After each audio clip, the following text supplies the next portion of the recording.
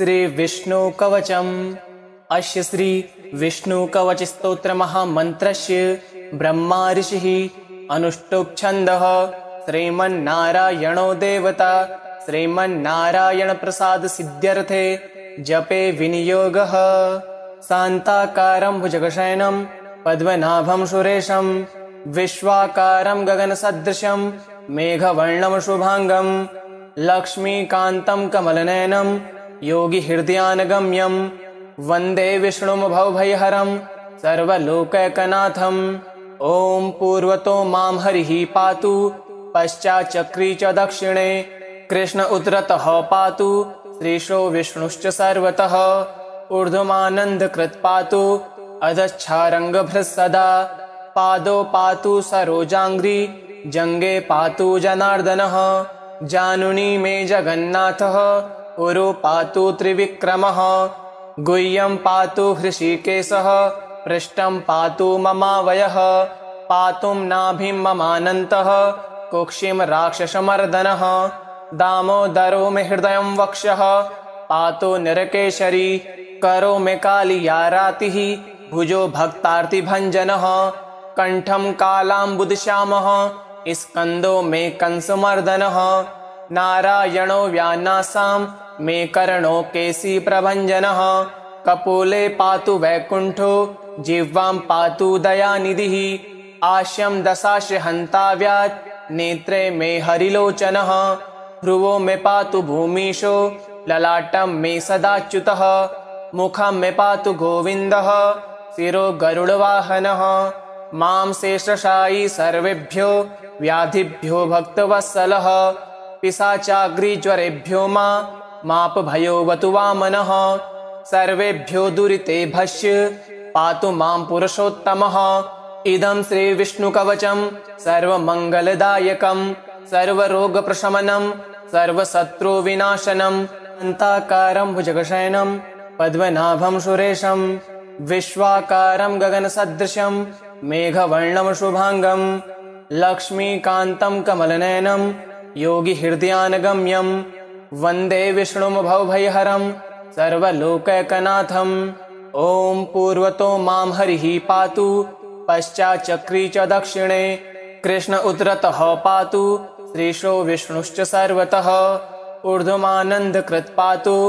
अधश्चारङ्गभृत् सदा पादौ पातु सरोजाङ्घ्रि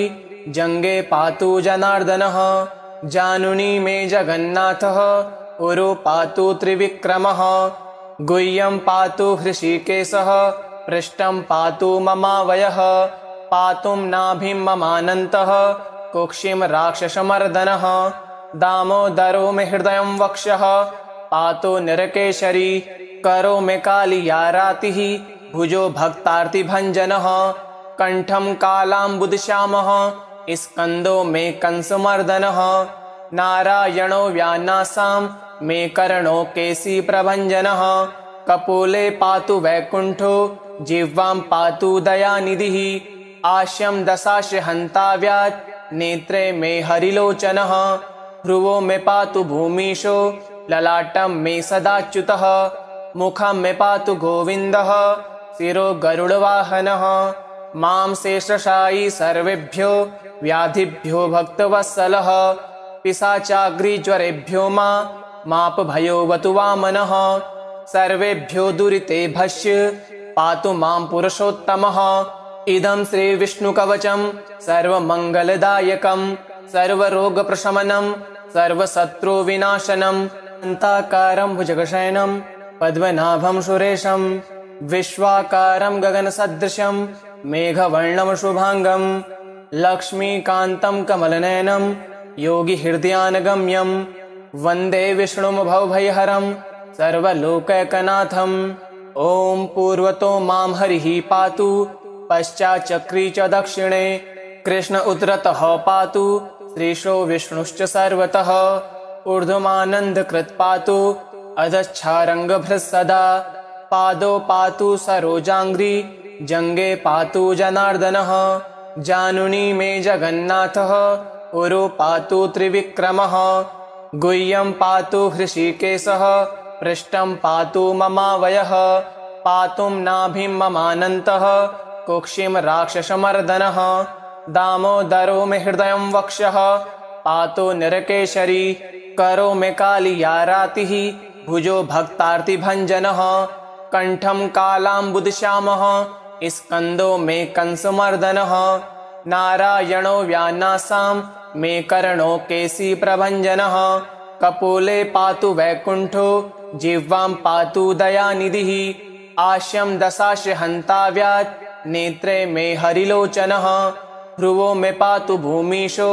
ललाटं मे सदाच्युतः मुखं मे पातु गोविन्दः शिरो गरुडवाहनः मां शेषशायी सर्वेभ्यो व्याधिभ्यो भक्तवत्सलः पिशाचाग्निज्वरेभ्यो मापभयोऽवतु वामनः सर्वेभ्यो दुरिते भस्य पातु मां पुरुषोत्तमः इदं श्रीविष्णुकवचं सर्वमङ्गलदायकं सर्वरोगप्रशमनं सर्वशत्रुविनाशनं शान्ताकारं भुजगशयनं पद्मनाभं सुरेशं विश्वाकारं गगनसदृशं मेघवर्णं शुभांगं लक्ष्मीकान्तं कमलनयनं योगिहृदयानगम्यं वन्दे विष्णुं भवभयहरं सर्वलोकैकनाथम् ॐ पूर्वतो मां हरिः पातु पश्चाच्चक्री च दक्षिणे कृष्ण उतरतः पातु श्रीशो विष्णुश्च सर्वतः ऊर्ध्वमानन्दकृत् पातु अधश्चारङ्गभृत्सदा पादौ पातु सरोजाङ्घ्रि जङ्गे पातु जनार्दनः जानुनी मे जगन्नाथः उरो पातु त्रिविक्रमः गुह्यं पातु हृषीकेशः पृष्ठं पातु ममावयः पातुं नाभिं ममानन्तः कुक्षिं राक्षसमर्दनः दामोदरो मे हृदयं वक्षः पातो नरकेशरी करो मे कालियारातिः भुजो भक्तार्तिभञ्जनः कण्ठं कालाम्बुदश्यामः स्कन्दो मे कंसमर्दनः नारायणो व्यानासां मे कर्णो केशीप्रभञ्जनः कपोले पातु वैकुण्ठो जिह्वां पातु दयानिधिः आश्यं दशाश हन्ताव्यात् नेत्रे मे हरिलोचनः भ्रुवो मे पातु भूमीशो ललाटं मे सदाच्युतः मुखं मे पातु गोविन्दः शिरो गरुडवाहनः मां शेषशायी सर्वेभ्यो व्याधिभ्यो भक्तवत्सलः पिशाचाग्निज्वरेभ्यो मापभयोऽवतु वामनः सर्वेभ्यो दुरिते भस्य पातु मां पुरुषोत्तमः इदं श्रीविष्णुकवचं सर्वमङ्गलदायकं सर्वरोगप्रशमनं सर्वशत्रुविनाशनं शान्ताकारं भुजगशयनं पद्मनाभं सुरेशं विश्वाकारं गगनसदृशं मेघवर्णं शुभांगं लक्ष्मीकान्तं कमलनयनं योगिहृदयानगम्यं वन्दे विष्णुं भवभयहरं सर्वलोकैकनाथम् ॐ पूर्वतो मां हरिः पातु पश्चाच्चक्री च दक्षिणे कृष्ण उतरतः पातु श्रीशो विष्णुश्च सर्वतः ऊर्ध्वमानन्दकृत् पातु अधश्चारङ्गभृत्सदा पादौ पातु सरोजाङ्घ्रि जङ्गे पातु जनार्दनः जानुनी मे जगन्नाथः उरो पातु त्रिविक्रमः गुह्यं पातु हृषीकेशः पृष्ठं पातु ममावयः पातुं नाभिं ममानन्तः कुक्षिं राक्षसमर्दनः दामोदरो मे हृदयं वक्षः पातो नरकेशरी करो मे कालियारातिः भुजो भक्तार्तिभञ्जनः कण्ठं कालाम्बुदश्यामः स्कन्दो मे कंसमर्दनः नारायणो व्यानासां मे कर्णो केशीप्रभञ्जनः कपोले पातु वैकुण्ठो जिह्वां पातु दयानिधिः आश्यं दशाश हन्ताव्यात् नेत्रे मे हरिलोचनः भ्रुवो मे पातु भूमीशो ललाटं मे सदाच्युतः मुखं मे पातु गोविन्दः शिरो गरुडवाहनः मां शेषशायी सर्वेभ्यो व्याधिभ्यो भक्तवत्सलः पिशाचाग्निज्वरेभ्यो मापभयोऽवतु वामनः सर्वेभ्यो दुरिते भस्य पातु मां पुरुषोत्तमः इदं श्रीविष्णुकवचं सर्वमङ्गलदायकं सर्वरोगप्रशमनं सर्वशत्रुविनाशनं अन्ताकारं भुजगशयनं पद्मनाभं सुरेशं विश्वाकारं गगनसदृशं मेघवर्णं शुभांगं लक्ष्मीकान्तं कमलनयनं योगिहृदयानगम्यं वन्दे विष्णुं भवभयहरं सर्वलोकैकनाथम्। ॐ पूर्वतो मां हरिः पातु पश्चाच्चक्री च दक्षिणे कृष्ण उतरतः पातु श्रीशो विष्णुश्च सर्वतः ऊर्ध्वमानन्दकृत् पातु अधश्चारङ्गभृत् सदा पादौ पातु सरोजाङ्घ्रि जङ्गे पातु जनार्दनः जानुनी मे जगन्नाथः उरु पातु त्रिविक्रमः गुह्यं पातु हृषीकेशः पृष्ठं पातु ममावयः पातुं नाभिं ममानन्तः कुक्षिं राक्षसमर्दनः दामोदरो मे हृदयं वक्षः पातु निरकेशरी करो मे कालियारातिः भुजो भक्तार्तिभञ्जनः कण्ठं कालाम्बुदश्यामः स्कन्दो मे कंसमर्दनः नारायणो व्यानासां मे कर्णो केशीप्रभञ्जनः कपोले पातु वैकुण्ठो जिह्वां पातु दयानिधिः आश्यं दशास्य हन्ताव्यात् नेत्रे मे हरिलोचनः भ्रुवो मे पातु भूमीशो ललाटं मे सदाच्युतः मुखं मे पातु गोविन्दः शिरो गरुडवाहनः मां शेषशायी सर्वेभ्यो व्याधिभ्यो भक्तवत्सलः पिशाचाग्निज्वरेभ्यो मापभयोऽवतु वामनः सर्वेभ्यो दुरितेभ्यश्च पातु मां पुरुषोत्तमः इदं श्रीविष्णुकवचं सर्वमङ्गलदायकं सर्वरोगप्रशमनं सर्वशत्रुविनाशनम् अन्ताकारं भुजगशयनं पद्मनाभं सुरेशं विश्वाकारं गगनसदृशं मेघवर्णं शुभांगं लक्ष्मीकान्तं कमलनयनं योगिहृदयानगम्यं वन्दे विष्णुं भवभयहरं सर्वलोकैकनाथम्। ॐ पूर्वतो मां हरिः पातु पश्चाच्चक्री च दक्षिणे कृष्ण उतरतः पातु श्रीशो विष्णुश्च सर्वतः ऊर्ध्वमानन्दकृत् पातु अधश्चारङ्गभृत् सदा पादौ पातु सरोजाङ्घ्रि जङ्गे पातु जनार्दनः जानुनी मे जगन्नाथः उरु पातु त्रिविक्रमः गुह्यं पातु हृषीकेशः पृष्ठं पातु ममावयः पातुं नाभिं ममानन्तः कुक्षिं राक्षसमर्दनः दामोदरो मे हृदयं वक्षः पातु निरकेशरी करो मे कालियारातिः भुजो भक्तार्तिभञ्जनः कण्ठं कालाम्बुदश्यामः स्कन्दो मे कंसमर्दनः नारायणो व्यानासां मे कर्णो केशीप्रभञ्जनः कपोले पातु वैकुण्ठो जिह्वां पातु दयानिधिः आश्यं दशास्य हन्ताव्यात् नेत्रे मे हरिलोचनः भ्रुवो मे पातु भूमीशो ललाटं मे सदाच्युतः मुखं मे पातु गोविन्दः शिरो गरुडवाहनः मां शेषशायी सर्वेभ्यो व्याधिभ्यो भक्तवत्सलः पिशाचाग्निज्वरेभ्यो मापभयोऽवतु वामनः सर्वेभ्यो दुरितेभ्यश्च पातु मां पुरुषोत्तमः इदं श्रीविष्णुकवचं सर्वमङ्गलदायकं सर्वरोगप्रशमनं सर्वशत्रुविनाशनम् अन्ताकारं भुजगशयनं पद्मनाभं सुरेशं विश्वाकारं गगनसदृशं मेघवर्णं शुभांगं लक्ष्मीकान्तं कमलनयनं योगिहृदयानगम्यं वन्दे विष्णुं भवभयहरं सर्वलोकैकनाथम्। ॐ पूर्वतो मां हरिः पातु पश्चाच्चक्री च दक्षिणे कृष्ण उतरतः पातु श्रीशो विष्णुश्च सर्वतः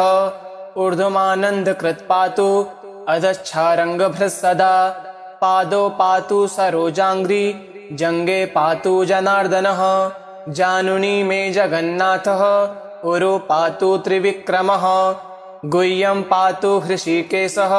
पृष्ठं पातु ममावयः पातुं नाभिं ममानन्तः कुक्षिं राक्षसमर्दनः दामोदरो मे हृदयं वक्षः पातु निरकेशरी करो मे कालियारातिः भुजो भक्तार्तिभञ्जनः कण्ठं कालाम्बुदश्यामः स्कंदो मे कंसमर्दनः नारायणो व्यानासां मे कर्णो केसी प्रभञ्जनः कपोले पातु वैकुंठो जिह्वां पातु दयानिधिः आश्यं दशाश हन्ताव्यात् नेत्रे मे हरिलोचनः भ्रुवो मे पातु भूमीशो ललाटं मे सदाच्युतः मुखं मे पातु गोविन्दः शिरो गरुडवाहनः मां शेषशायी सर्वेभ्यो व्याधिभ्यो भक्तवत्सलः पिशाचाग्रिज्वरेभ्यो मापभयोऽवतु वामनः सर्वेभ्यो दुरितेभ्यश्च पातु मां पुरुषोत्तमः इदं श्रीविष्णुकवचं सर्वमङ्गलदायकं सर्वरोगप्रशमनं सर्वशत्रुविनाशनम् अन्ताकारं भुजगशयनं पद्मनाभं सुरेशं विश्वाकारं गगनसदृशं मेघवर्णं शुभांगं लक्ष्मीकान्तं कमलनयनं योगिहृदयानगम्यं वन्दे विष्णुं भवभयहरं सर्वलोकैकनाथम् ॐ पूर्वतो मां हरिः पातु पश्चाच्चक्री च दक्षिणे कृष्ण उतरतः पातु श्रीशो विष्णुश्च सर्वतः ऊर्ध्वमानन्दकृत् पातु अधश्चारङ्गभृत् सदा पादौ पातु सरोजाङ्घ्रि जङ्गे पातु जनार्दनः जानुनी मे जगन्नाथः उरो पातु त्रिविक्रमः गुह्यं पातु हृषीकेशः पृष्ठं पातु ममावयः पातुं नाभिं ममानन्तः कुक्षिं राक्षसमर्दनः दामोदरो मे हृदयं वक्षः पातु नरकेशरी करो मे कालियारातिः भुजो भक्तार्तिभञ्जनः कण्ठं कालाम्बुदश्यामः स्कन्दो मे कंसमर्दनः नारायणो व्यानासां मे कर्णो केसी प्रभञ्जनः कपोले पातु वैकुंठो जिह्वां पातु दयानिधिः आश्यं दशाश हन्ताव्यात् नेत्रे मे हरिलोचनः भ्रुवो मे पातु भूमीशो ललाटं मे सदाच्युतः मुखं मे पातु गोविन्दः शिरो गरुडवाहनः मां शेषशायी सर्वेभ्यो व्याधिभ्यो भक्तवत्सलः पिशाचाग्रिज्वरेभ्यो मापभयोऽवतु वामनः सर्वेभ्यो दुरितेभ्यश्च पातु मां पुरुषोत्तमः इदं श्रीविष्णुकवचं सर्वमङ्गलदायकं सर्वरोगप्रशमनं सर्वशत्रुविनाशनम् अन्ताकारं भुजगशयनं पद्मनाभं सुरेशं विश्वाकारं गगनसदृशं मेघवर्णं शुभांगं लक्ष्मीकान्तं कमलनयनं योगिहृदयानगम्यं वन्दे विष्णुं भवभयहरं सर्वलोकैकनाथम् ॐ पूर्वतो मां हरिः पातु पश्चाच्चक्री च दक्षिणे कृष्ण उतरतः पातु श्रीशो विष्णुश्च सर्वतः ऊर्ध्वमानन्दकृत् पातु अधश्चारङ्गभृत् सदा पादौ पातु सरोजाङ्घ्रि जङ्गे पातु जनार्दनः जानुनी मे जगन्नाथः उरो पातु त्रिविक्रमः गुह्यं पातु हृषीकेशः पृष्ठं पातु ममावयः पातुं नाभिं ममानन्तः कुक्षिं राक्षसमर्दनः दामोदरो मे हृदयं वक्षः पातु नरकेशरी करो मे कालियारातिः भुजो भक्तार्तिभञ्जनः कण्ठं कालाम्बुदश्यामः स्कन्दो मे कंसमर्दनः नारायणो व्यानासां मे कर्णो केसी प्रभञ्जनः कपोले पातु वैकुंठो जिह्वां पातु दयानिधिः आश्यं दशाश हन्ताव्यात् नेत्रे मे हरिलोचनः भ्रुवो मे पातु भूमीशो ललाटं मे सदाच्युतः मुखं मे पातु गोविन्दः शिरो गरुडवाहनः मां शेषशायी सर्वेभ्यो व्याधिभ्यो भक्तवत्सलः पिशाचाग्रिज्वरेभ्यो मापभयोऽवतु वामनः सर्वेभ्यो दुरितेभ्यश्च पातु मां पुरुषोत्तमः इदं श्रीविष्णुकवचं सर्वमङ्गलदायकं सर्वरोगप्रशमनं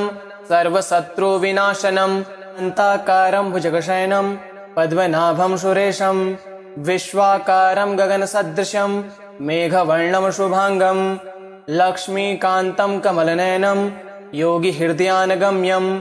वन्दे विष्णुं भवभयहरं सर्वलोकैकनाथम्। ॐ पूर्वतो मां हरिः पातु पश्चाच्चक्री च दक्षिणे कृष्ण उतरतः पातु श्रीशो विष्णुश्च सर्वतः ऊर्ध्वमानन्दकृत् पातु अधश्चारङ्गभृत् सदा पादौ पातु सरोजाङ्घ्रि जङ्गे पातु जनार्दनः जानुनी मे जगन्नाथः उरो पातु त्रिविक्रमः गुह्यं पातु हृषीकेशः पृष्ठं पातु ममावयः पातुं नाभिं ममानन्तः कुक्षिं राक्षसमर्दनः दामोदरो मे हृदयं वक्षः पातु निरकेशरी करो मे कालियारातिः भुजो भक्तार्तिभञ्जनः कण्ठं कालाम्बुदश्यामः स्कन्दो मे कंसमर्दनः नारायणो व्यानासां मे कर्णो केशीप्रभञ्जनः कपोले पातु वैकुण्ठो जिह्वां पातु दयानिधिः आस्यं दशाश हन्ताव्यात् नेत्रे मे हरिलोचनः भ्रुवो मे पातु भूमीशो ललाटं मे सदाच्युतः मुखं मे पातु गोविन्दः शिरो गरुडवाहनः मां शेषशायी सर्वेभ्यो व्याधिभ्यो भक्तवत्सलः पिशाचाग्निज्वरेभ्यो मापभयोऽवतु वामनः सर्वेभ्यो दुरितेभ्यश्च पातु मां पुरुषोत्तमः इदं श्रीविष्णुकवचं सर्वमङ्गलदायकं सर्वरोगप्रशमनं सर्वशत्रुविनाशनम् इति श्रीविष्णुकवचं सम्पूर्णम्।